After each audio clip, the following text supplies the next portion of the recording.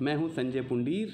आप जानते हैं कि हम ITI के द्वितीय वर्ष के CBT परीक्षा हेतु एम्प्लॉयबिलिटी स्किल्स नाम का जो सब्जेक्ट है उसकी CBT परीक्षा की तैयारी कर रहे हैं और आज हम पहुंच गए हैं अपने चौथे पड़ाव पे, वो है एंटरप्रेन्योरशिप स्किल्स। मान सकते हैं कि फर्स्ट ईयर और सेकेंड ईयर में दोनों लगभग एक ही जैसी चीज़ें आने वाली हैं। तो आप इस वीडियो को और इससे पहली वाली 3 वीडियो को फर्स्ट ईयर वाले स्टूडेंट्स के साथ भी शेयर कर सकते हैं। ज्ञान बांटने से बढ़ता है, जिसकी जितनी मदद हो जाए अच्छा है। तो चलिए शुरू करते हैं। पर शुरू करने से पहले मैं थोड़ा सा आपको एंटरप्रेन्योरशिप के बारे में बताता हूँ। एंटरप्रेन्योर वो होता है, उसको हिंदी में कहेंगे उद्यमी। उद्यमी वो इंसान होता है जो एक नया उपक्रम शुरू करे, एंटरप्राइज शुरू करे, उद्यम शुरू करे। और उसमें जो सबसे महत्वपूर्ण गुण उसके होने चाहिए वो जोखिम लेने वाला होता है। वो सोच समझ के जोखिम लेता है और अपने लिए, समाज के लिए और देश के लिए कुछ बेहतर कर देता है, बेहतर अवसर कर देता है। अपने लिए अपना लिविंग स्टैंडर्ड थोड़ा बढ़ा लेता है, आय उसकी ज़्यादा हो जाती है। तो बहुत सारे फ़ायदे मिलते हैं उस फ़ायदे को प्राप्त करने के लिए, जिनमें जोखिम लेने की और कैलकुलेटेड जोखिम लेने की, रिस्क लेने की जिनमें क्षमताएं होती हैं, गुण होते हैं, वो लोग आमतौर पे उद्यमी बन जाते हैं।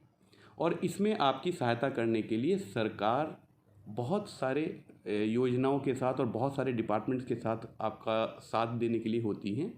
वो सब चीज़ें हम यहाँ पर इसमें पढ़ते हैं। उद्यमी इंसान होता है, उद्यम उपक्रम होता है और उद्यमशीलता वो गुण होता है जिसके कारण इंसान उद्यमी बनता है। ITI आप लोग प्रशिक्षण प्राप्त कर रहे हैं, ऐसी उम्मीद भी आपसे की जाएगी कि आप ना सिर्फ रोजगार के अवसर को ढूंढें बल्कि स्वयं रोजगार भी, अपने कौशल को, अपने ज्ञान को और अपने व्यक्तित्व के कुछ खास गुणों को, जैसे जोखिम लेना, समस्या का समाधान करना, कमिटमेंट, लगातार लगे रहना, निरंतरता जिसको कहते हैं, इंग्लिश में उसको परसुएसिवनेस कहते हैं। तो अगर इस तरीके के कुछ गुण, लीडरशिप क्वालिटीज़, मैनेजरियल क्वालिटीज़, ये सब अगर गुण आप अपने अंदर बढ़ा सके तो आप एक बहुत अच्छे सफल उद्यमी बनने के लिए बिल्कुल तैयार हैं। तो चलिए पहला क्वेश्चन सॉल्व करते हैं, शुरू करते हैं। ज़्यादा क्वेश्चन नहीं है, सिर्फ 17 हैं, तो ज़्यादा समय की ये वीडियो नहीं बनेगी। पहला सवाल, as compared to small scale business large scale business require, Hindi में इसको कहेंगे छोटे पैमाने के व्यवसाय की तुलना में बड़े स्तर के व्यवसाय की में आवश्यकता होती है। किस चीज़ की? अब नीचे से हमें ढूंढ के बताना है। लेस नंबर ऑफ पर्सन, क्या उसमें काम करने वाले लोग कम होंगे? नहीं। अगर बड़ा हम व्यवसाय खोल रहे हैं तो उसमें काम करने वाले लोग भी ज़्यादा होंगे। लेस नंबर ऑफ कैपिटल कहते हैं जो हम शुरुआत में पैसा लगाने वाले हैं, लैंड में, मशीनरी में, उसको हम कैपिटल इन्वेस्टमेंट कहते हैं। तो क्या बड़े काम को शुरू करने में कम कैपिटल लगेगी? नहीं, ये बात भी सही नहीं है, तो ये उत्तर भी नहीं हो सकता। मोर नंबर ऑफ पर्सन, अधिक संख्या में व्यक्ति चाहिए होंगे बड़े काम के लिए? यस, ये बात सही है, इसी पे उत्तर लगा हुआ है और यही उत्तर आपका सही है। आखिरी क्वेश्चन भी आखिरी विकल्प पढ़ लेते हैं। स्मॉल मशीन्स एंड टूल्स, छोटी मशीनें और उपकरण चाहिए होते हैं? नहीं, बड़ा काम, अगर बड़ा उद्यम खोलेंगे तो उसमें बड़ी मशीनें और बड़े उपकरण चाहिए होंगे। सो इसमें एक ही आंसर सही है, वो है सी। अगले क्वेश्चन पे चलते हैं। अगला क्वेश्चन है इन स्वॉट। ये जो वर्ड है मैंने शायद पिछली वीडियोस में भी बताया होगा। स्वॉट एक एक्रोनिम है, मतलब ये कुछ शब्दों के समूह का छोटा संक्षिप्त रूप है स्वॉट। इसके अलग अलग अल्फ़ाबेट से अलग अलग मतलब निकलते हैं। एस का मतलब है स्ट्रेंथ, यानी कि आपकी ताकत। वीकनेसेस का मतलब है आपकी कमज़ोरियाँ। ओ का मतलब है मार्केट में अवसर, अपॉर्चुनिटीज़ उसको कहेंगे। और टी से मतलब निकलता है थ्रेट्स, यानी कि क्या क्या जोखिम है मार्केट में अगर हम कोई नया उपक्रम खोलेंगे। तो आप जब भी कोई डिसीजन मेकिंग या किसी समस्या का समाधान करते हैं तो अपने स्वॉट एनालिसिस पे ही करते हैं उसको। इस क्वेश्चन में वो पूछ रहे हैं स्वॉट जो एनालिसिस है उसमें एस का क्या मतलब होता है। उसमें एस का मतलब होता है स्ट्रेंथ, तो आप बी पे निशान लगाएंगे, बाकी सब गलत होंगे, बी पे निशान लगाएंगे। अगर आप इस टेस्ट को देंगे, जो लिंक आपके इस डिस्क्रिप्शन में भी होगा मेरी इस वीडियो के, तो अगर आप किसी गलत उत्तर पे निशान लगाएंगे तो आपके सामने वो रेड कलर का क्रॉस लगेगा, सही उत्तर पे ही ग्रीन कलर का निशान आएगा।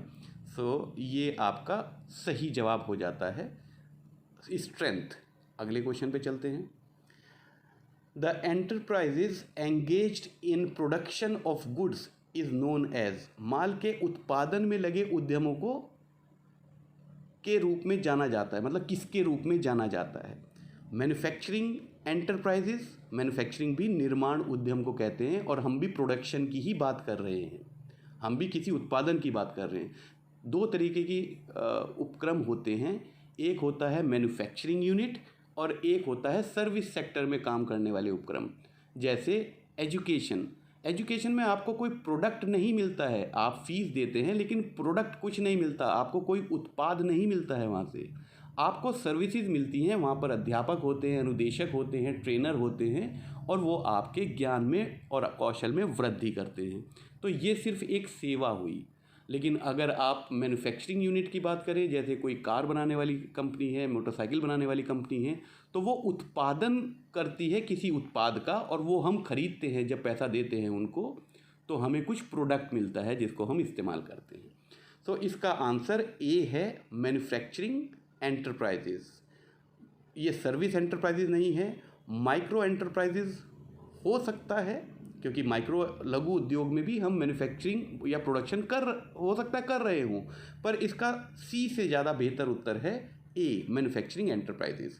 मैक्रो एंटरप्राइजेज ये टर्म ही नहीं है। माइक्रो होता है, स्मॉल होता है, मीडियम होता है, या लार्ज एंटरप्राइजेज होता है। मैक्रो एंटरप्राइजेज नाम की कोई चीज़ नहीं होती। मैक्रो शब्द फाइनेंसिंग के लिए तो आता है, माइक्रो फाइनेंसिंग, मैक्रो फाइनेंसिंग, लेकिन इसके लिए नहीं आता है। तो ये सब चीज़ें, ये जानकारियाँ भी आप साथ लेते चलें। तो थर्ड क्वेश्चन का उत्तर है ए, मैन्युफैक्चरिंग एंटरप्राइजेज। अगले क्वेश्चन पे चलेंगे। Which one is the correct channel through which marketers can reach customer? Marketing में जो कंपनी में, जैसे मार्केटिंग का एक डिपार्टमेंट होता है, जो मार्केटिंग कर रही है कंपनी, वो अपने कस्टमर तक पहुंचने के लिए एक चैनल होता है। ऐसा नहीं है कि मारुति कार जो है वो खुद आके आपके शहरों में मारुति कार बेचने लगे, ऐसा नहीं होता। उनके डीलर्स होते हैं, तो वो डीलर्स को देती हैं और डीलर्स बाद में कस्टमर को देता है। तो एक चैनल होता है। मान लीजिए आपने चॉकलेट खाई, चॉकलेट जैसे आप खाते हैं कैडबरीज की, डेयरी मिल्क चॉकलेट आपने ली, तो डेयरी मिल्क की मैन्युफैक्चरिंग यूनिट कहीं होगी, उनके फिर कोई होलसेलर होंगे, होलसेलर रिटेलर्स को देंगे और रिटेलर्स आपको देंगे। ये एक चैनल होता है। तो वो यही पूछना चाह रहे हैं कि नीचे जो चैनल दिए हुए हैं अलग अलग विकल्पों में, उनमें से सही चैनल कौन सा है। पहले वाला चैनल पढ़ते हैं, मैन्युफैक्चरर से रिटेलर, रिटेलर से होलसेलर।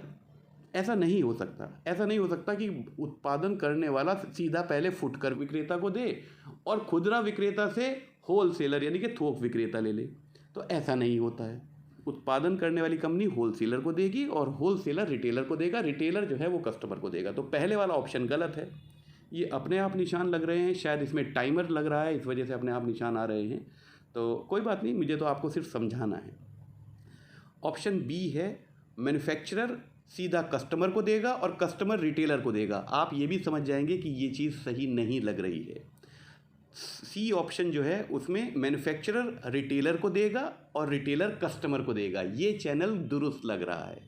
आप कहें साहब इसमें होलसेलर क्यों नहीं है? ज़रूरी नहीं है कि होलसेलर हो ही हर चीज़ का। मान लीजिए ग्रामीण उद्योग में कोई एक सज्जन है, वो अपने घर में पापड़ बना रहे हैं और खुद पैक करके या नमकीन बना रहे हैं और आसपास के गांव की दुकानों में वितरण कर रहे हैं। तो बनाने वाले ने रिटेलर को दे दिया और उन दुकानों से बच्चों ने खरीद लिया। तो ज़रूरी नहीं है कि होलसेलर बीच में आए ही। होलसेलर तब आता है जब आपका बिज़नेस बहुत ज़्यादा ग्रो कर जाता है, तब हम होलसेलर्स हर अपने शहर में बना लेते हैं, फिर वो होलसेलर्स जो है वो आगे रिटेलर को देंगे।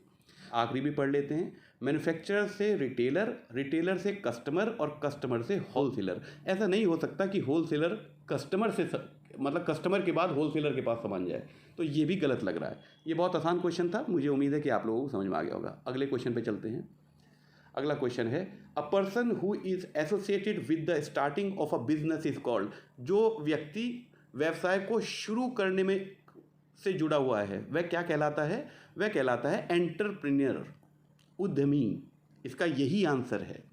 व्यापारी वो नहीं हो सकता। व्यापारी कोई नया चीज़ शुरू नहीं कर रहा है, वो तो किसी से लेके और किसी को दे रहा है। आपने कई सारी दुकानों पे लिखा देखा होगा एंटरप्राइजेज, वो एंटरप्राइजेज नहीं है। असली परिभाषा में एंटरप्राइजेज वो होता है जब हम जोखिम लेते हैं। एक व्यापारी क्या जोखिम ले रहा है? वो पीछे से सामान ले रहा है, अपना कमीशन रख रहा है और आगे सामान बेच रहा है। उसने कोई फैक्ट्री नहीं लगाई, उसने कोई जोखिम नहीं लिया, उसने कोई पैसा नहीं लगाया। सो वो एंटरप्रेन्योर नहीं कहलाएगा, वो ट्रेडर कहलाएगा। तो इसका उत्तर है ऑप्शन बी आपका एंटरप्रेन्योर। बिजनेसमैन, अच्छा अब आप कहें साहब स्वरोजगार की बात हो रही है, तो बिजनेसमैन और एंटरप्रेन्योर में क्या फ़र्क है? एक उद्यमी में और एक व्यवसायी में क्या फ़र्क है? उद्यमी वो है जिसने वो चीज़ शुरू करी है। मान लीजिए किसी के पिताजी ने उपक्रम शुरू किया, तो वो तो हुए एंटरप्रेन्योर। उनकी आने वाली पीढ़ी ने उस बिज़नेस को संभाला, तो वो अपने आप को बिजनेसमैन कह सकते हैं, लेकिन एंटरप्रेन्योर नहीं कह सकते, क्योंकि उन्होंने तो चले चलाए काम को संभाला है और उसमें से, और यही तो एंटरप्रेन्योर के फ़ायदे हैं। आप जो आज जोखिम ले रहे हैं और अगर आपने वो सोच समझ के स्वॉट एनालिसिस पे और पूरी जानकारी और पूरे ज्ञान के साथ आपने इस काम को करा, तो कई पीढ़ियाँ उसका लाभ उठा सकती हैं, आपकी परिवार की भी और आपके साथ जुड़े हुए बहुत सारे जो उस उपक्रम में काम करेंगे वो लोग भी। तो पूरे समाज और पूरे देश का फ़ायदा होता है जितने ज़्यादा हमारे यहाँ उद्यमी बनेंगे। आप उद्यमी बनने के लिए अपने ज्ञान को, अपने कौशल को और अपने व्यक्तित्व के गुणों को बढ़ाएंगे, उनका विकास करेंगे और एक दिन अपने परिवार के लिए, अपने समाज के लिए और अपने देश के लिए कंट्रीब्यूट करेंगे, योगदान देंगे। चलिए अगले क्वेश्चन पे चलते हैं। Question number 6, which approach is used to gain access to foreign markets and quickly promote an organisations interest. विदेशी बाज़ारों तक पहुंच प्राप्त करने और संगठन के हित की शीघ्रता से बढ़ावा देने के लिए किस दृष्टिकोण का उपयोग किया जाता है? मतलब ये पूछ रहे हैं, मान लीजिए आपको अपने विदेश में या किसी विदेशी को हमारे देश में मार्केट में अपने प्रोडक्ट को लॉन्च करना है, तो उसके लिए क्या किया जाता है? जॉइंट वेंचर नाम की एक चीज़ होती है। जॉइंट वेंचर मतलब उस एंटरप्राइजेज में एक हिस्सेदार उसी देश का होगा जिस देश में आप अपना प्रोडक्ट बेचना चाह रहे हैं, और एक होगा विदेशी जो उस देश में आना चाह रहा है। तो इस जॉइंट वेंचर से क्या होता है कि आपका प्रोडक्ट और आपके कंपनी के जो इंटरेस्ट हैं, जो उनको लाभ आप चाह रहे हैं मिले, वो बहुत शीघ्र से और कम समय में और बहुत कम पैसों में, मतलब कंपैरेटिवली कम पैसों में। ऐसा नहीं है कि आप सोचे 5-6 रुपये में ये काम हो जाता है, लेकिन जितना आप खुद आके वहाँ पर अपनी फैक्ट्री लगाते और अपनी मार्केटिंग करते और सेल्स करते, उससे अच्छा है कि उसी क्षेत्र का कोई बिजनेस या कोई एंटरप्राइजेस उस देश में ऑलरेडी काम कर रहा है, जो उसी क्षेत्र का है, वैसा ही प्रोडक्ट उसका है, तो आप उस प्रोडक्ट उस कंपनी के साथ एक जॉइंट वेंचर कर लें और फिर दोनों के नाम से बिकेगा। और इसका एक बहुत क्लासिकल एग्जांपल मैं आपको बताता हूँ, मारुति सुजुकी। मारुति इंडियन है और सुजुकी जो है वो विदेशी कंपनी है। सुजुकी ने मारुति के साथ जॉइंट वेंचर किया और अपनी कारों को इंडिया में लॉन्च किया, तो ये होता है जॉइंट वेंचर। लाइसेंसिंग होता है कि हमने सिर्फ लाइसेंस दे दिया तुम्हें और तुम बनाओ, हमारी चीज़ों को बेचो, तो आपकी चीज़ों को की पहचान उस लाइसेंस धारी के नाम से होगी, आपकी कंपनी के नाम से नहीं होगी। तो ये आपकी कंपनी के इंटरेस्ट के लिए ठीक नहीं है। कोलैबोरेशन होता है सहयोग, योगदान, मतलब एक विदेशी कंपनी एक इंडिया की कंपनी को कहती है कि मैं तुम्हें सहयोग देते हैं और तुम हमारे प्रोडक्ट को बेचो, मार्केटिंग हम करेंगे, उसका पैसा हम देंगे और तुम सिर्फ अपने होलसेलर बनाओ। इसको कहते हैं कोलैबोरेशन। जॉइंट वेंचर होता है कि आप उनकी मैन्युफैक्चरिंग यूनिट का भी इस्तेमाल करेंगे, अपने प्रोडक्ट वहाँ पर बनवाएंगे, क्वालिटी के बारे में उनको बताएंगे, सब चीज़ें, और मिल के बेचेंगे एक ट्रक को। वो होता है जॉइंट वेंचर। तो इसका उत्तर है जॉइंट वेंचर। जॉइंट वेंचर तब किया जाता है जब कोई विदेशी कंपनी दूसरे देश में अपनी कंपनी के हितों को बढ़ाने के लिए, लाभ को बढ़ाने के लिए बहुत जल्दी और बड़े प्रभावी ढंग से किसी नए देश में अपने प्रोडक्ट को बेचना चाहती है, तो हम जॉइंट वेंचर उसका सही आंसर है। टेक्नोलॉजी ट्रांसफ़र में खाली टेक्नोलॉजी ट्रांसफ़र कर दी जाती है कि देखो मैं तुम्हें एक बार बता दूंगा कि ये सामान कैसे बनता है, उसके मैं पैसे ले लूँगा और उसके बाद तुम जानो तुम्हारा काम जाने। तो वो भी आप जो विदेशी कंपनी है उसको तो कोई नहीं पहचानेगा ना, उसने तो खाली टेक्नोलॉजी दी और अपना पैसे लेके बैठ गया वो तो। लेकिन अगर आपको नई मार्केट में, फॉरेन मार्केट में अपनी पकड़ बनानी है, अपने प्रोडक्ट को बेचना है और अपनी पहचान बनानी है, तो जॉइंट वेंचर एक बहुत प्रभावी, सरल और कंपैरेटिवली तुलनात्मक तौर पे सस्ता एक ऑप्शन होता है कंपनी व्यवसायियों के पास। इन स्वॉट analysis which pair is helpful. अब स्वॉट में 4 चीज़ें हैं, स्ट्रेंथ, वीकनेस, अपॉर्चुनिटी और थ्रेट। आपको समझ में आ जाएगा कि हमारी ताकत और मार्केट में उपलब्ध अवसर, ये हमारे सहायक जोड़ी है। हमारा इसमें उत्तर हो जाएगा option B, strength and opportunities. ये दोनों हमारे सहयोगी हैं। स्ट्रेंथ और वीकनेस, इसमें स्ट्रेंथ हमारा सहयोगी है और वीकनेस हमारी कमज़ोरियां जो हैं वो हमारे असहयोगी हैं। वो हमारे कार्यों में बाधा डालेंगी। जो भी हमारी कमज़ोरियां होंगी उसकी वजह से हमारे काम रुकेंगे, हमारी जो ताकत होगी उनसे हमारे काम आगे बढ़ेंगे। तो सहयोगी वो है जो हमारे कामों को आगे बढ़ाता है। अगर अवसर मार्केट में हैं, एकदम अवसर आ गया, लोग बागों ने एकदम वो प्रोडक्ट खरीदने की इच्छा ज़्यादा बढ़ गई, तो ये हमारी कंपनी की सेहत के लिए अच्छा होगा, तो ये हमारे लिए सहयोगी होता है। खतरे हमारे लिए सहयोगी नहीं हैं, कमज़ोरी हमारे लिए सहयोगी नहीं है, तो बाकी सारे ऑप्शन नहीं हो सकते। In an economic growth rate of entrepreneur is to, role of entrepreneur is to. आर्थिक विकास में उद्यमी की भूमिका क्या होती है? जैसे मैंने आपको बताया, आर्थिक विकास वो सिर्फ ना अपना करता है, जो रोज़गार प्राप्त कर रहे हैं उसके उपक्रम में उनका भी आर्थिक विकास होता है, यानी कि आसपास के पूरे समाज का आर्थिक विकास होगा, पूरे देश का आर्थिक विकास होगा, क्योंकि जीडीपी बढ़ जाती है। ओके, इसमें आंसर क्या क्या दे रखे हैं ऑप्शंस? जनरेट अनएम्प्लॉयमेंट ये नहीं हो सकता। अरे भाई, ज़्यादा से ज़्यादा लोग यहाँ पर अपना स्वरोजगार शुरू करेंगे तो बेरोज़गारी बढ़ेगी या घटेगी? ज़्यादा लोगों को रोज़गार मिलेगा ना, तो बेरोज़गारी बढ़ तो नहीं सकती। ये आंसर नहीं हो सकता। स्टैग्नेंट स्टैंडर्ड ऑफ लिविंग, मतलब हमारे जीवन के स्तर में, रहने के स्तर में कोई विकास नहीं होगा, ये भी गलत है। क्योंकि जब उद्यमी लगाएगा, स्वरोजगार शुरू करेगा, 10 लोगों को जॉब मिलेगी, 50 लोगों को जॉब मिलेगी, उनको सैलरी मिलनी शुरू हो जाएंगी। तो सैलरी जब मिलेगी, कुछ पैसा आएगा, तो जीवन शैली में विकास हो जाता है। बच्चों के लिए अच्छे स्कूल में एडमिशन हो जाता है, मोटरसाइकिल आ जाती हैं, कारें आ जाती हैं, अच्छे कपड़े आ जाते हैं। तो ये बी ऑप्शन भी सही नहीं है। स्थिर जीवन स्तर नहीं होता, वो जीवन स्तर को बढ़ा देते हैं। अगर सी ऑप्शन है, इम्प्रूव पर कैपिटा इनकम, हर एक व्यक्ति की आय बढ़ जाएगी। पर कैपिटा इनकम क्या होता है बेटा? इस देश में जितने भी लोग हैं जो कमा रहे हैं, उनकी जितनी भी कमाइयाँ हैं उन सबको जोड़ दो और पूरी जनसंख्या से उसको डिवाइड कर दो, उसको कहते हैं पर कैपिटा इनकम। तो अगर उद्यमी आएंगे इस देश में और नए नए स्वरोजगार शुरू करेंगे, 10 लोगों को, 50 लोगों को जॉब्स देंगे, तो हमारे देश की बहुत सारी जनसंख्या रोजगार पाएगी, तो पर कैपिटा इनकम बढ़ जाएगी। तो इसका उत्तर है C, D, unbalance the regional development. ये भी इसका उत्तर नहीं है, क्योंकि उद्यमी सिर्फ मुंबई, दिल्ली, कलकत्ता और मद्रास में थोड़ी रहेंगे। उद्यमी तो कहीं से भी निकलेंगे और अपनी जगह पे वो अपना स्वरोजगार शुरू करेंगे।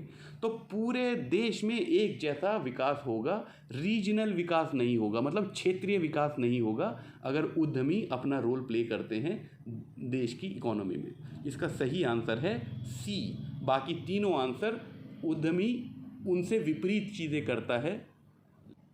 द एक्सपेंशन ऑफ SIDO, ये फिर एक एक्रोनिम है, इसकी फुल फॉर्म है स्मॉल इंडस्ट्रीज डेवलपमेंट ऑर्गेनाइजेशन। जो ऑप्शन ए है यही इसकी फुल फॉर्म है। बाकी सारी फुल फॉर्म आपको SIDO जैसी लग रही होंगी, लेकिन वो नहीं है। इसका सही उत्तर है स्मॉल इंडस्ट्रीज डेवलपमेंट ऑर्गेनाइजेशन। और अगर आपको इस ऑर्गेनाइजेशन के बारे में या डिपार्टमेंट के बारे में जानकारी चाहिए हो तो आप अपने ज़िले के DIC, जिसको हम कहते हैं डिस्ट्रिक्ट इंडस्ट्रीज़ सेंटर, वो विकास भवन में होता है, वहाँ जाके आप इस बारे में जानकारी हासिल कर सकते हैं। ये सब आप उद्यमियों के लिए एक सहायक डिपार्टमेंट और योजनाएं हैं जिनका लाभ वो लेकर अपने उद्यम को शुरू कर सकते हैं। अगला क्वेश्चन है, which investment is considered for deciding the status of manufacturing enterprises? Working capital, building and land, plant and machinery, salary of employees. इसमें जो सही उत्तर है वो C है। ये इसका सही उत्तर है। अब मैं इसको आपको समझाता हूँ। विनिर्माण उद्यमों की स्थिति तय करने के लिए किस निवेश पर विचार किया जाता है? मतलब कोई ऐसी उपक्रम है जो प्रोडक्शन में है, मैन्युफैक्चरिंग में है, उत्पादन में सम्मिलित है, तो वो स्मॉल स्केल में आएगा, माइक्रो स्केल में आएगा, मीडियम मध्यम स्केल में आएगा या लार्ज इंडस्ट्री कहलाएगा? ये उसका स्टेटस किस चीज़ पर निर्भर करता है, ये सवाल में पूछा जा रहा है। वो निर्भर करता है कि आपने प्लांट और मशीनरी, मतलब उसमें मशीनें और जो भी प्लांट आपने उसमें लगाया है, प्लांट मतलब मैन्युफैक्चरिंग प्लांट, प्लांट मतलब ट्री नहीं, पेड़ पौधे नहीं, जो मैन्युफैक्चरिंग प्लांट उसमें लगाया है वो कितने रुपए का उसमें आपने इन्वेस्टमेंट किया है। इसका सही उत्तर है plant and machinery. Working capital नहीं होता इसका उत्तर, क्योंकि वर्किंग कैपिटल तो हो सकता है किसी की स्मॉल स्केल इंडस्ट्री हो, तो एकदम बहुत बड़ा ऑर्डर मिल गया हो, उसने अपने ठेकेदार को कहा आदमी बढ़ाओ और बहुत सारे उसको वेजेस देने पड़े, लेकिन उसने बहुत बड़ा ऑर्डर कर दिया, पर उसका जो लेवल है वो स्मॉल स्केल ही है। वो स्मॉल क्योंकि उसके पास मशीन और वो प्लांट बहुत बड़ा नहीं है, वो तो हाथ से काम कर रहे हैं, तो वो स्मॉल स्केल में ही रहेंगे। वर्किंग कैपिटल तो आपको ज़्यादा और कम चाहिए हो सकती है, वो तो आपके काम के ऊपर डिपेंड करता है कि कितना जॉब आपको बनाने का ऑर्डर मिला हुआ है। बिल्डिंग और लैंड, इस पर भी हम नहीं डिसाइड करते कि कौन सी इंडस्ट्री स्मॉल है या मीडियम मध्यम लेवल पे आती है। वजह क्या है, मेरे पास मान लीजिए 10 बीघे का खेत है, तो लैंड तो मेरी हो गई करोड़ों रुपए की, लेकिन उसके एक छोटे से हिस्से में मैंने एक छोटी सी फैक्ट्री लगा रखी है। तो लैंड से हम पूरी इंडस्ट्री के स्तर का पता नहीं करते, स्टेटस का पता नहीं करते हैं। वो अगर आपने कितनी मशीनें उसमें लगाई हैं उस पर डिपेंड करेगा कि आपका स्टेटस क्या है। माइक्रो है मतलब सूक्ष्म, स्मॉल है यानी कि जिसको हिंदी में लघु उद्योग कहते हैं, मीडियम जिसको मध्यम उद्योग कहते हैं, मध्यम स्तर का उद्योग, और लार्ज जिसको लार्ज स्केल इंडस्ट्री कहते हैं। अगले क्वेश्चन पे चलते हैं। MSME जो अभी मैं पहले बात कर रहा था, इसका नाम आपको याद होना चाहिए बच्चों। ये पहला M माइक्रो है, फिर स्मॉल है, फिर मीडियम है और आखिर में एंटरप्राइजेस है। इसका सही उत्तर है B, माइक्रो। सॉरी मैंने गलत उत्तर लगा दिया, पर अच्छा है आपको ये समझ में आ गया कि अगर आप इस टेस्ट को दे रहे हैं तो आपको अगर गलत उत्तर आपने लगाया तो उस पर लाल कलर का निशान आ जाएगा। अभी मैं आपको बोला तो मैंने ठीक है, लेकिन निशान, चश्मा नहीं पहन रखा ना, तो आंसर है इसका C। और अगर आप लोगों को भी नज़र में मेरी तरह प्रॉब्लम है तो परीक्षाओं में चश्मा अपना पहन के जाना भाई।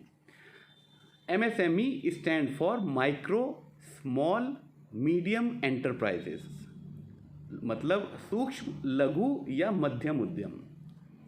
अगला क्वेश्चन है, money invested in purchasing of raw materials, payments of wages and salaries, rental, electricity,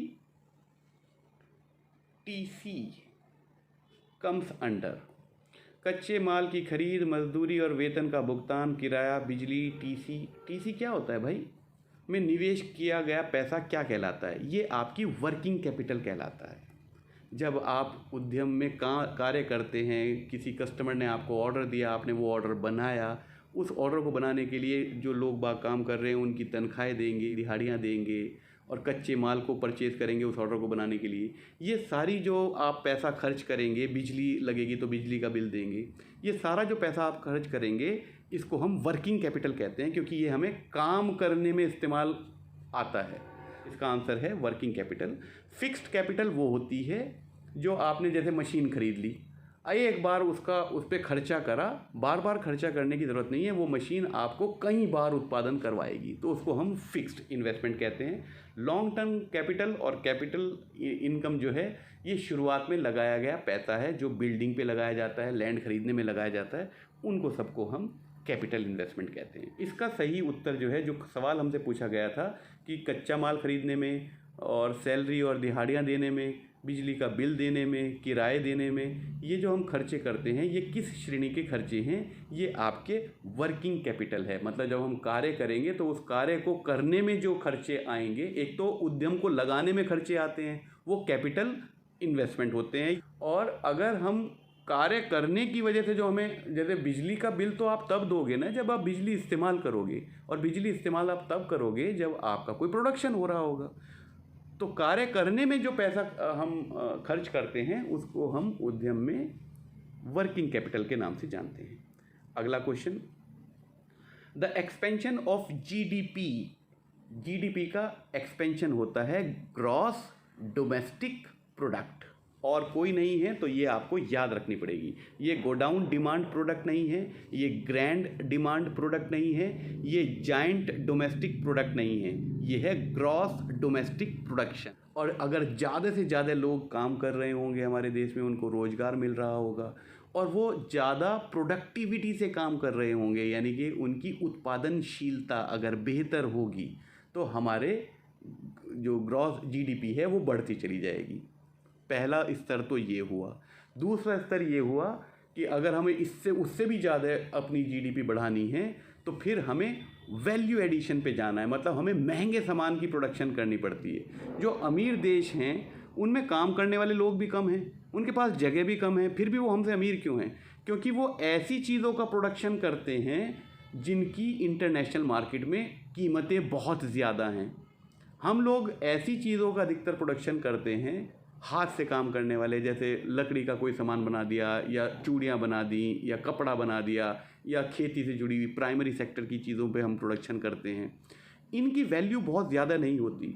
सोचो जो हवाई जहाज़ बना रही है कंपनी राफेल फ्रांस की, उनका एक हवाई जहाज़, मतलब एक फाइटर प्लेन इतना कीमत का होता है। जीडीपी अगर और बढ़ानी है तो आपको ऐसे सेक्टर में आपको काम करना पड़ेगा, अपने टाइम को इन्वेस्टमेंट करना पड़ेगा, जिसमें आप हायर एंड की प्रोडक्ट्स को बनाने के अपने कौशल का विकास करें। चलिए अगले क्वेश्चन पे चलते हैं। इसको याद रखना, GDP is gross domestic product. अगला क्वेश्चन है, entrepreneurship is also termed as. Entrepreneurship को और क्या कहा जाता है? इसको कहा जाता है क्या? इन्वेस्टर नहीं, एम्प्लॉयर ये भी नहीं है, सेल्फ एम्प्लॉयमेंट यस ये है, और एम्प्लॉयमेंट सीकर ये तो बिल्कुल भी नहीं है। अब इसको मैं मतलब बता देता हूँ। एंटरप्रेन्योरशिप गुण जो है वो आपको स्वरोजगार शुरू करने के लिए प्रेरित करता है, तो इसका दूसरा नाम स्वरोजगार है। आप कहें साहब एम्प्लॉयर क्यों नहीं है, इस पर मैं बाद में आऊँगा।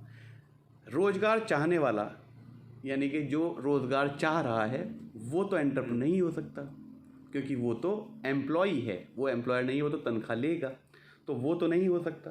तो डी आंसर तो बिल्कुल गलत है। इन्वेस्टर, इन्वेस्टर कौन होता है? सुन लेना बहुत ध्यान से। बहुत सारे बच्चे मुझे कहते हैं कि साहब हम बनना तो चाहते हैं लेकिन हमारे पास पैसा नहीं है।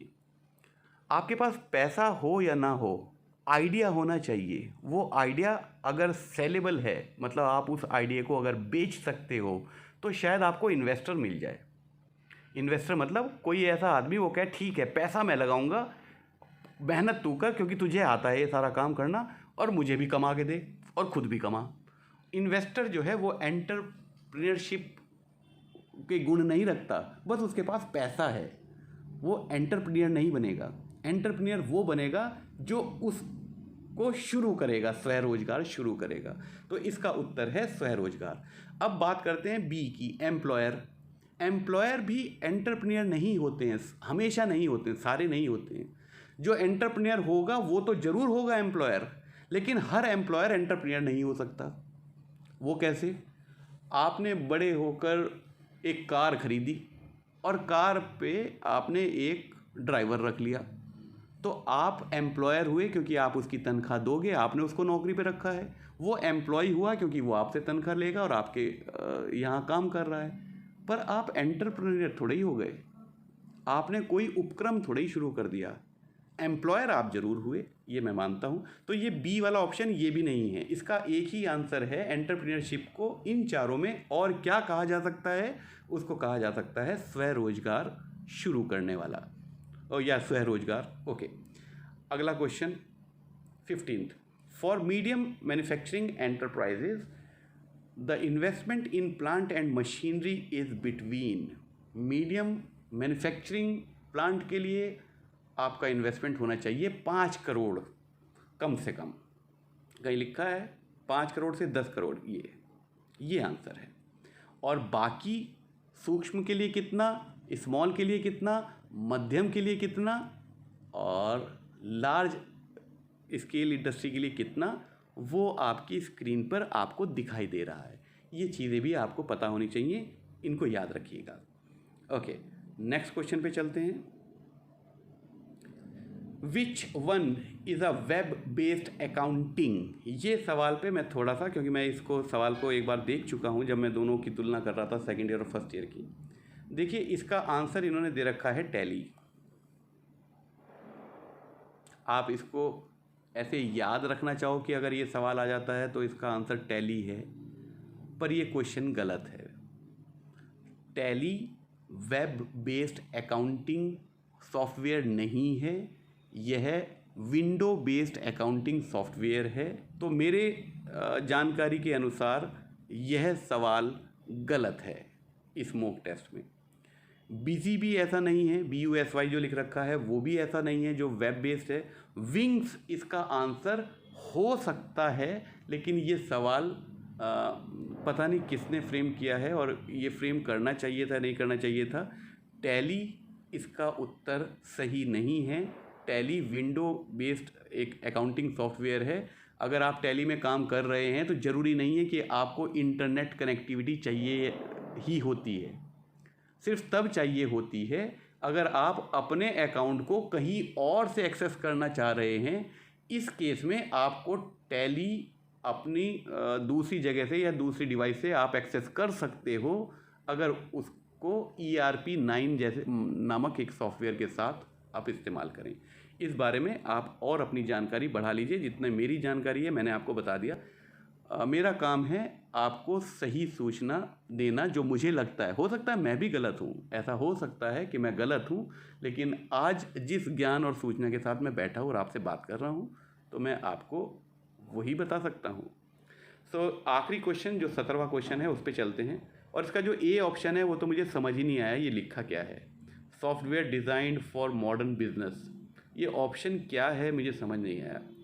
तो इसका उत्तर अगर ये सवाल आ जाता है तो बच्चों मेरी रिक्वेस्ट है कि आप टैली पे निशान लगा देना, लेकिन आपको ये जानकारी ज़रूर होनी चाहिए कि tally window based accounting software है, ना कि वेब बेस्ड अकाउंटिंग सॉफ्टवेयर। ये मैं आपको बता चुका कि वो वेब बेस्ड अकाउंटिंग सॉफ्टवेयर के तरह काम कर सकता है अगर आप ERP9, ERP क्या होता है, एंटरप्राइजेज रिसोर्स प्लानिंग, ये उसकी फुल फॉर्म होती है। अगर इस सॉफ्टवेयर के सहयोग से आप टैली को प्रयोग कर रहे हैं तो वो ऐसे काम करेगा जैसे वेब बेस्ड अकाउंटिंग सॉफ्टवेयर है। मतलब उसमें वेब बेस्ड अकाउंटिंग सॉफ्टवेयर क्या होता है कि आपका किसी सर्वर पे सारा का सारा डेटा पड़ा हुआ है और आप दुनिया के किसी भी कोने से उसको एक्सेस कर सकते हैं। और विंडो बेस्ड क्या होता है, वो सारा का सारा डेटा वो आपके कंप्यूटर के हार्ड डिस्क में सेव रहता है और आपका कंप्यूटर से ही उसको एक्सेस किया जा सकता है, दूसरे कंप्यूटर से उसको एक्सेस नहीं किया जा सकता। तो लास्ट क्वेश्चन है, paid form of ideas goods and services are called. ये भी सवाल पूरा अच्छी तरह फ्रेम नहीं किया गया है, पर फिर भी इसका उत्तर है एडवर्टीजमेंट। अब मैं इसको समझा देता हूँ कि ये क्या है। ये सवाल होना चाहिए था, paid form of promotion of an idea goods and services are called. अगर हम अपने किसी आइडिया को या किसी सर्विस को, सेवा को या किसी उत्पाद को यानी कि प्रोडक्ट को अगर हम उसका प्रमोशन करना चाह रहे हैं, क्योंकि अगर प्रमोशन शब्द इन्होंने नहीं लिखा तो हो सकता है हम इन चीज़ों को बेचना चाह रहे हों। अगर हम उसको बेचना चाह रहे हैं तो फिर वो सेलिंग हो जाता है, सेलिंग, तो वो तो ऑप्शन ही नहीं है ना इसमें। प्रमोशन जब तक आप शब्द नहीं लिखोगे तो इस सवाल को समझ पाना आप लोगों के लिए थोड़ा सा मुश्किल हो सकता है। हिंदी में भी इसको पढ़ दूँ, विचारों, वस्तुओं और सेवाओं को के सशुल्क रूप कहलाते हैं। सशुल्क मतलब उसकी कोई कीमत भी है उस प्रोडक्ट की, तो वो तो बेचना और ख़रीदना हो गया ना, एडवर्टीजमेंट थोड़ा ही हुआ वो। जब तक इसमें प्रमोशन शब्द नहीं आएगा, प्रोत्साहन, अपने इस आइडिया को, प्रोडक्ट को या अपने किसी सेवा को आप प्रोत्साहन मतलब समाज में फैलाना चाह रहे हैं और उसके लिए आप पैसा दे रहे हैं, उसको हम एडवर्टीजमेंट कहते हैं, विज्ञापन कहते हैं। पब्लिसिटी क्यों नहीं कहते? पब्लिसिटी भी तो वैसी ही चीज़ है कोई। पब्लिसिटी वो होती है जिसके लिए हम पैसा नहीं देते। लोग बाग आप पब्लिसिटी वो होती है कि दुनिया आपके प्रोडक्ट के बारे में क्या सोच रही है, उसको हम पब्लिसिटी कहते हैं। और हम अपने प्रोडक्ट के बारे में क्या कह रहे हैं, उसको हम विज्ञापन कहते हैं। तो विज्ञापन देने के लिए हमें पैसा देना होता है, पैसा खर्च करना होता है, ये बात सही है। तो पब्लिसिटी इसका आंसर नहीं हो सकता। गुडविल के लिए, गुडविल होता है जैसे जब आपके कस्टमर आपके प्रोडक्ट से बहुत खुश होते हैं और वो बार बार आपके प्रोडक्ट को ख़रीदना चाहते हैं, तो आपके ब्रांड और आपके कंपनी की गुडविल बढ़ती चली जाती है, उसकी एक कीमत होती है, यानी कि आपके शेयर्स बढ़ते चले जाते हैं, शेयर की वैल्यू बढ़ती चली जाती है, वो आपकी गुडविल पे डिपेंड करती है। इसके लिए भी हम पैसा खर्च करके गुडविल नहीं कमा सकते। हम हर कस्टमर को ये कह दें कि ये हमारे 5 रुपये की चीज़ ले लो और मैं आपको 10 रुपये दूंगा, ऐसा नहीं कर सकते हम। तो गुडविल जो है वो पैसा खर्च करके नहीं होती, वो आपके प्रोडक्ट की क्वालिटी की वजह से बनती है। और पब्लिक रिलेशन भी आप जैसे अपने कस्टमर से फ़ोन करके पूछें कि आपको हमारी सेवाएं कैसी लगी, फीडबैक लें उनसे कि आपकी कार आई थी सर्विस के लिए, वो कार ठीक चल रही है नहीं चल रही है, इसके लिए हम पैसा खर्च नहीं करते। ये हम विज्ञापन नहीं कर रहे हैं, ये हम आफ्टर सेल्स सर्विसेज दे रहे हैं और ये हम अपने रिलेशन अपने कस्टमर से बढ़ा रहे हैं, इसके लिए भी हम पैसा खर्च नहीं कर रहे हैं। पैसा खर्च करके अगर अपने प्रोडक्ट को, अपने आइडिया को या अपने सर्विसेज को आप प्रमोट करना चाह रहे हैं, उसको हम एडवर्टीज़मेंट कहेंगे। इन चारों में एडवर्टीज़मेंट बेहतर विकल्प है, सबसे अच्छा विकल्प है। So answer is D. ये क्वेश्चन पेपर यहाँ पर पूरा होता है। मेरा 1 नंबर कम आएगा क्योंकि मैंने माइक्रो बोला लेकिन निशान लगा दिया मैक्रो पे। ये गलतियाँ आप मत करना बच्चों। वहाँ ध्यान से क्वेश्चंस को पढ़ो और ध्यान से क्वेश्चंस के आंसर का उत्तर दें।